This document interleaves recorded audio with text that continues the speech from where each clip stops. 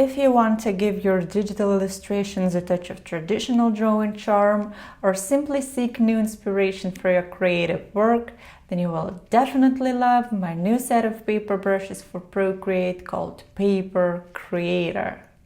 Hello everybody, my name is Katya and I create brushes for Procreate.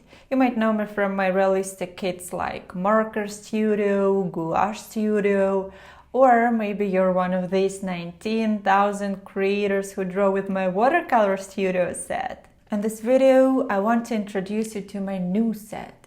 You no longer need to gather paper textures, scan them, and organize them into folders on your tablet. I've gathered a large collection of paper textures for all occasions, turned them into brushes, and now you can create an endless variety of digital papers in any size and color. And the best part is that all the tools you need for these are right in your Procreate app. Let me show you how the set is organized. The set includes 54 brushes, which is quite a lot. To make it easy to browse through the set and to find the right brush among all of them, I've divided this set into categories. You haven't seen anything like this before, have you? This set reflects my big passion for organization. It's not just brushes and palettes, it's a thought-out system. So keep watching because I really have more interesting things to show you. The brush preview window is completely filled with texture. This provides additional convenience for previewing the brushes.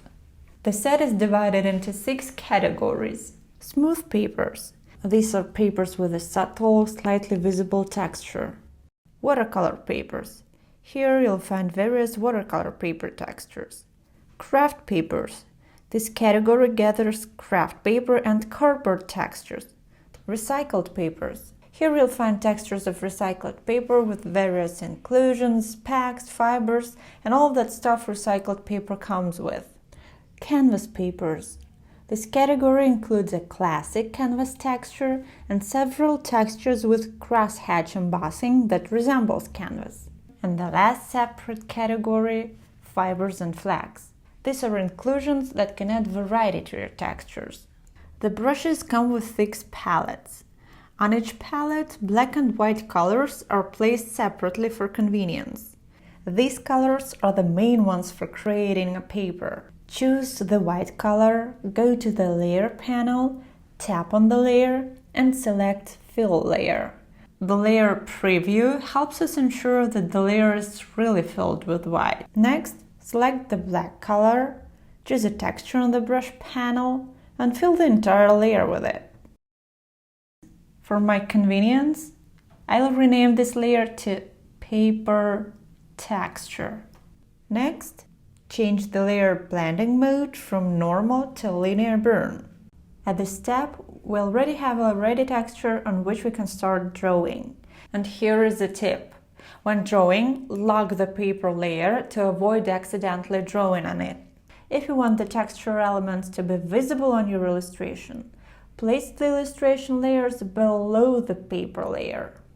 Now I will pick a simple brush to demonstrate what I mean. Here is the idea. When you draw on a layer below the paper texture, the texture overlays the brush strokes. However, if you draw above the paper layer, the brush strokes appear to overlay the texture.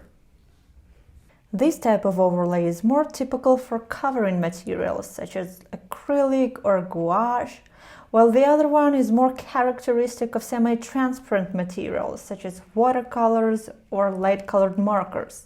Here comes the exciting part, giving color to the paper. Each of the brush category headings has its icons.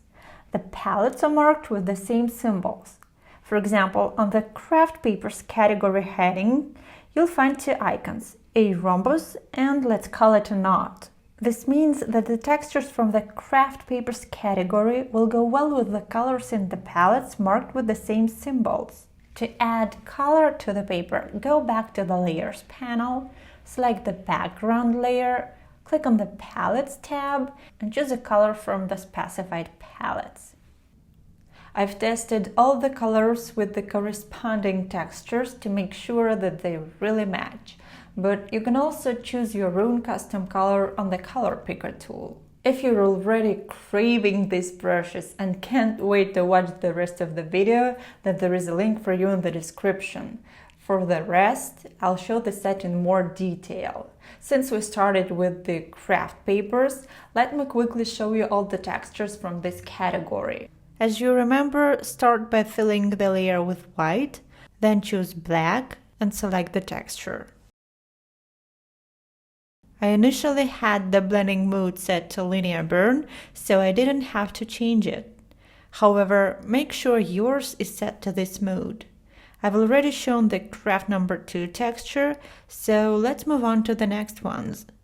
The video may decrease the quality of the textures, so to provide a more accurate representation, I've added a texture sample on the left to show the brushes in their true form. The next category is watercolor papers. While I'm showcasing the textures from this category, I want to say that watercolor papers are not about vibrant or dark colors. Watercolor paper is usually white or has a subtle hue, so it is best to either leave it white or give it a color from the off-white palette coming with the kit. I don't like having unnecessary stuff, so when I was creating this set, I made sure to pick textures that stand out from each other. And when I was putting together this collection, I got rid of the textures that looked too similar.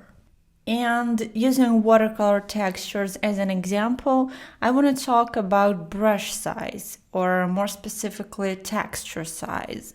If I decrease the brush size, the stroke size will decrease, but the grain size will not. And that is why I adjusted all the texture sizes to match the physical size of the grain on real paper. In this video, I'm demonstrating all the textures on the small canvas. If I create a larger canvas, for example 4000 by 6000 pixels, you will see that the grain seems to be smaller. In reality, it hasn't become smaller. I just took a much larger canvas size and made it fit the iPad screen. So it seems like the grain size has become smaller, but the physical grain size remains the same. But if you want to adjust the texture size, you should do it in the brush settings. Select the desired brush and tap on it again. The brush settings window appears. Go to the grain tab and adjust the size using the scale slider. But you can't increase the size too much. The texture quality reduces. This is normal for raster images. So I'm going to set a desired grain size and check to ensure that the texture has indeed increased. Well, I try to make it even bigger. Compared to the original size, the difference is noticeable. If you want to reset the brush to its default settings, go back to the brush settings, navigate to the About the Brush tab, and tap Reset Brush. The next ones are recycled papers. The recycled textures include various inclusions, fibers, and particles of other materials. I tried to select diverse textures with different shapes, types, and density of these inclusions. This category of textures is the one to which you can add any color from any palette from the kit. Unfortunately, I can't demonstrate all possible colors, or the video would be endless. Play around with the colors yourself. It's a very enjoyable process. Canvas papers. In this category, there is a classic canvas texture and, as I mentioned before, 3 paper textures that resemble canvas. The next are smooth papers. These brushes have a subtle texture, so the camera may not even capture it. Smooth paper textures are perfect when you want to avoid a too polished digital look and at the same time not distract attention from the illustration with some active paper textures. Now I'll show you how I use the Fibers and Flecks brushes. After creating a paper layer, I usually add a new layer and for convenience rename it to Fibers and Flecks.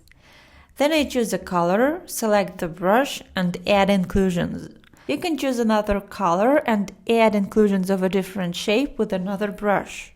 Unlike the paper texture brushes, the size of brushes with inclusions can be adjusted by dragging the slider up and down.